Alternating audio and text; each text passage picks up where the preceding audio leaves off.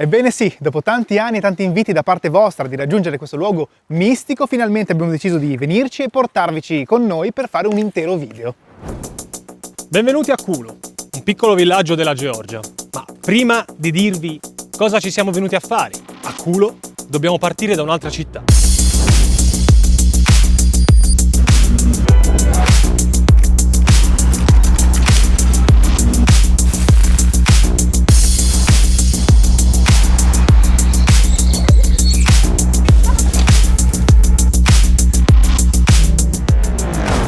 Batumi è una città di grandi contraddizioni, è capitale turistica della Georgia, un centro finanziario di tanti investimenti stranieri, con moltissimi casinò, una città letteralmente sorta dal nulla.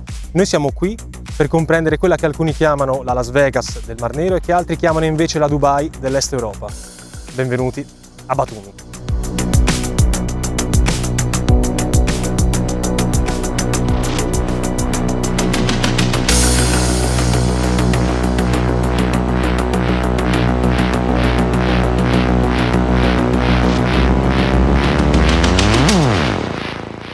Batumi è la seconda città più grande della Georgia dopo la capitale, Tbilisi, che conta circa 180.000 abitanti e sorge sulle sponde del Mar Nero. Per arrivarci il modo più semplice è volare fino a Kutaisi. Da lì bisogna fare 1 ora e mezza di strada e una volta arrivati si viene catapultati in un mondo straniante.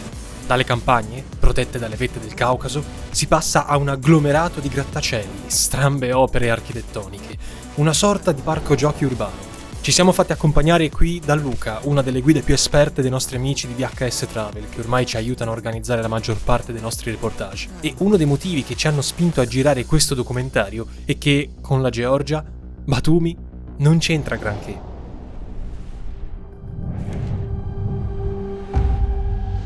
La Georgia è uno stato relativamente piccolo, incastonato tra le montagne, che conta soltanto 3,8 milioni di abitanti. È un paese molto cristiano, legato alle tradizioni e alla vita rurale. Ha una storia millenaria, in cui si parla una lingua unica nel suo genere, accompagnata da un alfabeto stranissimo. Per approfondire questi aspetti della cultura georgiana, vi consigliamo la visione di un documentario che uscirà tra qualche mese e che sta realizzando il nostro Giacomo, in arte Airek, che in Georgia c'è stato la scorsa estate. Noi, invece, cercheremo di capire com'è che Batumi è diventata così e qual è il suo ruolo per la Georgia. Per farlo, dobbiamo partire da quello che è sempre stato il suo centro nevralgico. Come potete vedere e soprattutto sentire, Batumi è una città in continua costruzione. Quello che vedete alle nostre spalle è il porto di Batumi, è il principale porto della Georgia. Ciò nonostante, tutti i terminal di questo porto sono in mano a una compagnia kazaka che si occupa di raffinazione e trasporto di petrolio. Il porto di Batumi è un importante snodo commerciale perché collega Est Europa e Asia centrale e perché è protetto dai venti e le navi possono attraccarci facilmente. Tant'è che Batumi nacque come insediamento portuale più di 2000 anni fa, per mano dell'imperatore Adriano. Il porto attuale invece fu costruito quando la Russia strappò Batumi all'impero ottomano e poi conquistò il resto della Georgia. Quest'ultima sarebbe poi diventata una repubblica satellite dell'Unione Sovietica. Fu proprio nel periodo sovietico che Batumi vide svilupparsi, grazie al porto, al mare e al clima mite, un fiorente settore turistico.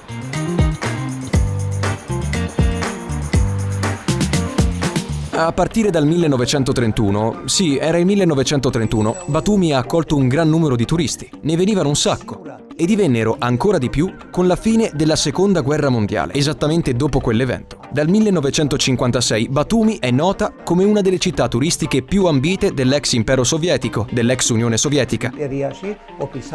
Migliaia, decine di migliaia di turisti venivano a Batumi e c'è stato un periodo in cui di turisti che venivano da tutte le repubbliche socialiste sovietiche ce n'è stato fino a 1 milione. Così tanti. Lo skyline della Batumi di oggi non è altro che l'apice di un processo di espansione iniziato con l'ottenimento dell'indipendenza da parte della Georgia. Difatti, negli anni 90 si è cercato di costruire più case e hotel possibili per attrarre turisti e dare così uno slancio all'economia locale reduce dal periodo comunista. E questa strategia ha dato i frutti sperati. Oggi Batumi è una delle destinazioni turistiche più famose e attraenti della zona. I russi vengono qui in gran numero, dalle città più disparate della Russia. Poi ci sono turchi, arabi, poi ci sono persone che vengono da Armenia e Azerbaigian, o da repubbliche dell'Asia centrale come Kazakistan, Uzbekistan, Turkmenistan.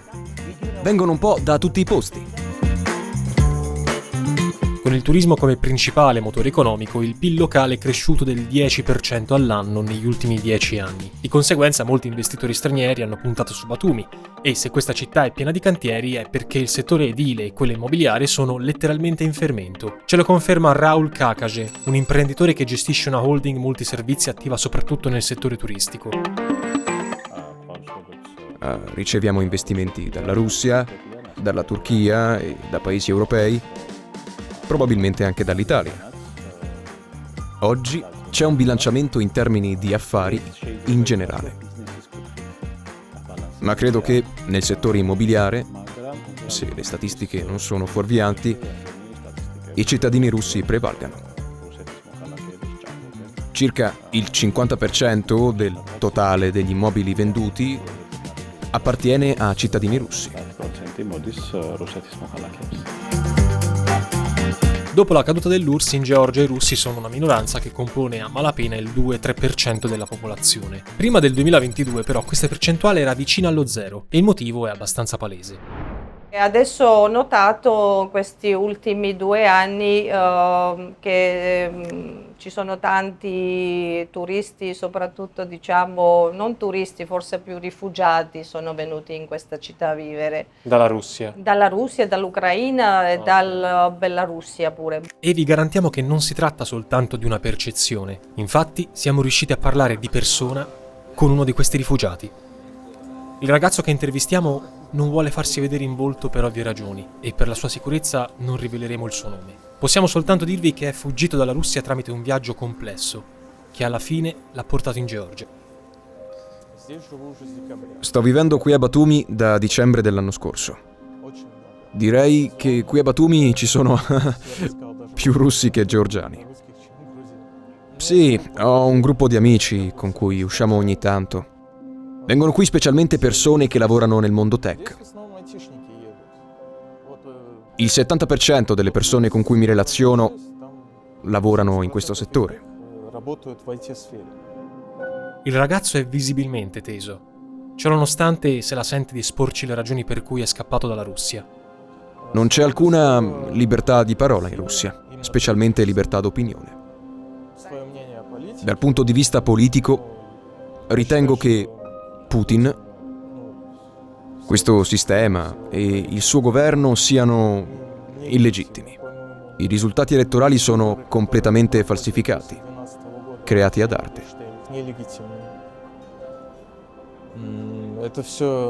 Non sono d'accordo con questo, né con ciò che sta avvenendo con la guerra in Ucraina, in Crimea, in Donbass. Non sono d'accordo con ciò che la Russia ha fatto in Georgia, occupando i territori di Abkhazia e Ossetia del Sud. Come forse ricorderete da questo video, Abkhazia e Ossetia del Sud sono 2 repubbliche a riconoscimento limitato, un tempo parte della Georgia, ma oggi de facto indipendenti grazie al sostegno della Russia, che così facendo tiene il fiato sul collo della Georgia. Le tensioni tra Russia e Georgia si riflettono anche a livello di telecomunicazioni e di attacchi hacker. Non a caso, tra il 2017 e il 2020, la Russia ha hackerato diverse infrastrutture strategiche ed energetiche della Georgia, tra cui lo stesso governo, molte agenzie governative.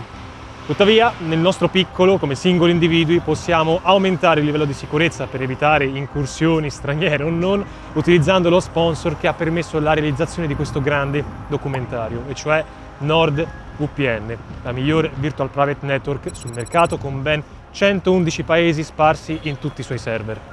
Uno di questi paesi è la Georgia e, come accade ormai in quasi tutti i nostri reportage, grazie a Threat Protection Pro di NordVPN siamo riusciti a connetterci a wifi gratuiti di aeroporti e hotel e navigare in tutta sicurezza senza che qualche hacker tentasse di truffarci inviandoci email di phishing. Grazie poi alla possibilità di geolocalizzarci in altre parti del mondo, prima di venire qui a Batumi abbiamo potuto risparmiare sulle prenotazioni di voli e hotel. E fidatevi, un hotel vista Mar Nero costa un sacco, evitando in questo modo anche la discriminazione dei prezzi per cui i costi dei servizi sono più alti se si acquistano in paesi ricchi come l'Italia. E state tranquilli che, così come i furbetti del web non possono mettere in mano ai vostri dati, allo stesso modo NordVPN non li conserverà né potrà farlo, dato che anche per quest'anno ha confermato la sua politica no log. E ora che l'inverno è al suo apice e rimarrete sempre più al calduccio del vostro divano, vi farà piacere sapere che con NordVPN potrete proteggere anche dispositivi come Smart TV o PlayStation. E se tutto questo non dovesse bastare, NordVPN ha deciso comunque di farvi un regalo: 4 mesi extra su tutti i piani biennali, soltanto se cliccate su questo link che trovate in descrizione.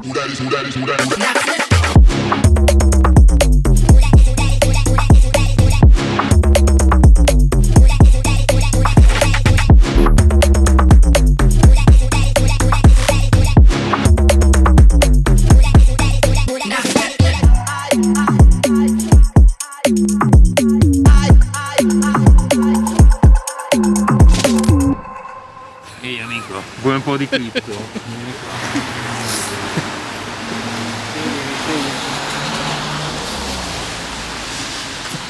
Prendi la carta, la strisci, ti fai copiare tutto il mondo. Tornando a Batumi, ci viene spontaneo chiederci perché questa città è una meta così ambita, che intrattenimento offre ai turisti oltre al mare e ai ristoranti. Beh, se la chiamano la Las Vegas del Mar Nero, il motivo non può che essere uno, e uno soltanto: i casinò. Qui ce ne sono una dozzina ed è impossibile non notarli. Sono maestosi, sfarzosi e quasi tutti dispongono di stanze d'hotel. Di solito i casinò fanno pensare a un mondo un po' losco al quale è meglio non avvicinarsi troppo, ma siccome volevamo fare le cose per bene, ci troviamo in uno dei più grandi hotel casinò di Batumi. Qui a Batumi il turismo è il comparto maggiore e il 50% degli incassi del turismo deriva dal gioco d'azzardo. Pensate che addirittura gli hotel con più di 100 stanze hanno degli sgravi fiscali se diventano anche dei casinò, come in questo caso.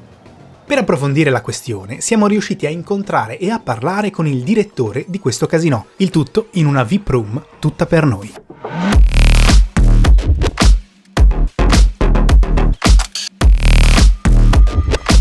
Sono Levan Korkashvili e qui al Casino Eclipse sono il direttore generale. Storia lunga, il business dei casinò in Georgia nei primi anni 2000, quando si è sviluppato il business del gioco d'azzardo qui a Batumi. Batumi era molto piccola, non c'era nemmeno una strada, nulla di importante. È stato proprio lo sviluppo del business del gioco d'azzardo a generare la crescita della città. Già, perché a Batumi d'estate la stagione turistica si apre e si chiude in un mese e mezzo. Tuttavia, grazie ai casinò, è possibile allungarla di 6 o 7 mesi. Certo, per l'opinione pubblica e per la società non c'è nulla di buono nei casinò. Ma più del 25% del PIL di Batumi è generato direttamente dal gioco d'azzardo. 25%, immagina.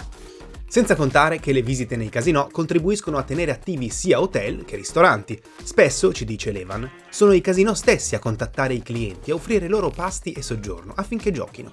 A tal proposito, Nei nostri casinò in generale meno del 2% dei giocatori è georgiano. Abbiamo principalmente giocatori stranieri. Vengono da Israele, da Iran, dalla Turchia, vengono dai paesi arabi e così via. e non è difficile capire perché.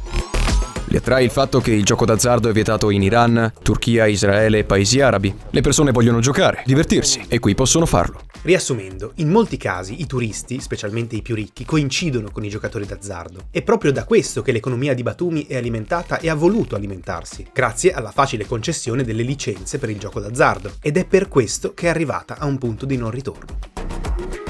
Diversi studi hanno dimostrato che l'abbandono del gioco d'azzardo da parte di Batumi genererebbe un effetto domino, che si ripercuoterebbe sul settore immobiliare e sul gioco d'azzardo in sé, ed entrambe costituiscono una gran parte del bilancio locale.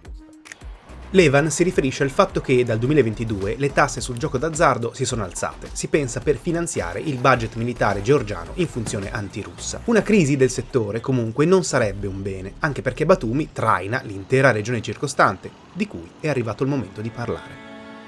Fin qui avrete notato issata su qualche edificio una bandiera leggermente diversa da quella della Georgia. Ebbene, si tratta della bandiera della Repubblica Autonoma Adjara, la regione in cui Batumi è capitale. Più ci si allontana dal mare, più il contrasto con grattacieli e casinò è netto. L'Adjara è una regione remota, rurale, che va visitata per capire quanto Batumi strida con il contesto in cui è sorta. Per coglierne al meglio le sfaccettature ci facciamo accompagnare da Otar, un antropologo esperto della zona. Qui la gente svolge principalmente 2 attività: allevamento, certo, e agricoltura. Oggi si coltivano soprattutto patate e mais. Si pratica l'agricoltura di sussistenza. Le famiglie producono a malapena qualcosa da vendere. Mangiano prodotti naturali. Si sente parlare della Giara come di una regione separatista, associandola ad Abkhazia o Ossetia del Sud. Tuttavia, la Giara è una parte fondante della Georgia storica e se si chiama Repubblica Autonoma è perché qui una larga fetta della popolazione è musulmana. Lo si nota anche a Batumi, dove c'è una moschea, e ancor di più tra le montagne della Giara, laddove sorge proprio Hulo, di fatto il posto più musulmano di tutta la Georgia. La moschea locale in cui entriamo è suggestiva, circondata dalla neve. La Georgia è un paese soprattutto cristiano, diciamo che circa 9 abitanti su 10 lo sono. Nella regione della Giara dove ci troviamo in questo momento invece la percentuale di persone musulmane si alza molto, tanto ad arrivare fino a 1 abitante su 3. In particolare a Hulo, dove ci troviamo ora, che per noi italiani è un nome buffo ma in realtà è un posto particolare anche proprio per questo motivo, la percentuale di persone musulmane si alza moltissimo e va a coprire quasi la totalità degli abitanti. Ma cerchiamo di capire perché. La Giara in realtà è stata separata dalla Georgia e ha fatto parte dell'impero ottomano per 3 secoli. Le persone non hanno scelto di convertirsi. Sono state semplicemente conquistate. Nel 1878, infatti, l'impero russo non conquistò soltanto Batumi, ma anche l'intera Giara, che fu una repubblica socialista sovietica a sé stante fino al 1990, vale a dire quando si riunificò con la Georgia. Da allora, e fino ad oggi, la Giara ha sempre mantenuto l'Islam come un tratto identitario, anche se non è stato per nulla facile. Lo capiamo meglio intervistando Ahmed, il capo della comunità religiosa di Hulo. Ci sono stati dei momenti in cui ho dovuto nascondere di essere musulmano, di praticare l'Islam. Durante l'epoca comunista è stato bandito. Tuttavia, nonostante la Georgia sia un paese cristianissimo, Oggi nessuno ci discrimina perché siamo musulmani. Nessuno ci dice più, nessuno ci dà dei tatari o degli arabi. Perché, abbiamo ereditato la nostra religione dagli ottomani.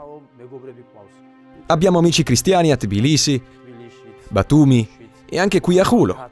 Conviviamo finalmente in armonia, oggi. Nessuno dei nostri intervistati ha dubbi che la comunità musulmana, perlomeno in Giara, sia pienamente accettata, ma tutti concordano sul fatto che la Giara sia stata votata al successo della sola Batumi. Il turismo ha certamente dei lati positivi, ad esempio fa aumentare la ricchezza. Più ho ospiti, più sono i prodotti locali che riesco a vendere. Ma ogni cosa positiva ha i suoi lati negativi. Ad esempio, il rischio della speculazione edilizia per favorire turismo e gioco d'azzardo, l'iperurbanizzazione e lo snaturamento dell'identità locale, così nelle campagne come nella stessa Batumi, le cui strade d'estate sono intasate dalle macchine. Questo è il destino delle vecchie città, cioè quando una città ha una pianta antica. Batumi ha conservato qualcosa del suo passato e non è progettata per un traffico ampio. Ed ecco perché è piena di macchine. Insomma, l'impressione che Batumi dà di sé è quella di essere una giungla distopica, un luogo deforme, deformato dal denaro e dall'avidità. Eppure, a sentire chi ci abita, se la compariamo ad alcune delle nostre città italiane, sembra decisamente più vivibile. Alessandro, ad esempio, è un ragazzo italiano che è qui da poco, ma che a Batumi non si trova affatto male. Batumi offre un buon bilanciamento tra qualità della vita, costo della vita e anche diverse opportunità. Diciamo che sicuramente il costo della vita è molto inferiore rispetto all'Italia. Per farti un'idea, se tu vuoi un appartamento, facciamo uno studio, quindi una stanza singola in un edificio super nuovo, tra i 300 e i 350 dollari lo paghi. Sì, perché ci sono diversi option.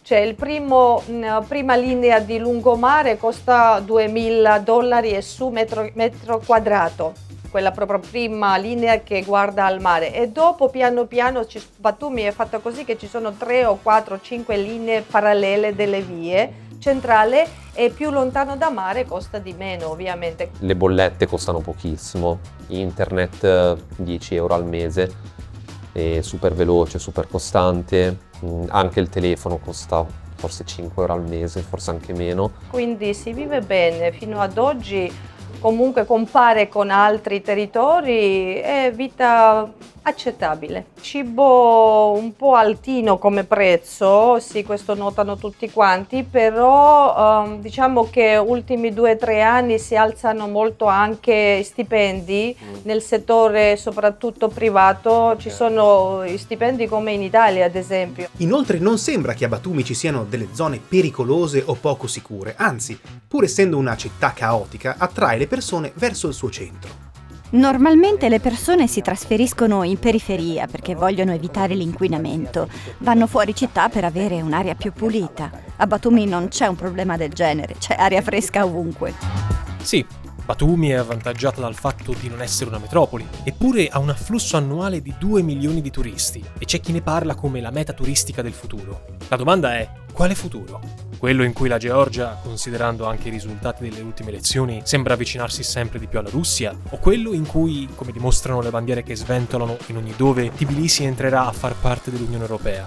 Il mondo contemporaneo purtroppo non sembra accettare terze vie. E allora Batumi e la Giara si trovano di fronte a una scelta: sviluppare un turismo sostenibile in tutta la regione oppure sviluppare un grottesco Luna Park fatto di ecomostri. E ricordiamoci questo: Las Vegas, così come Dubai, attorno a sé ha il deserto. Qui invece la natura è rigogliosa e dove c'è natura c'è sempre speranza.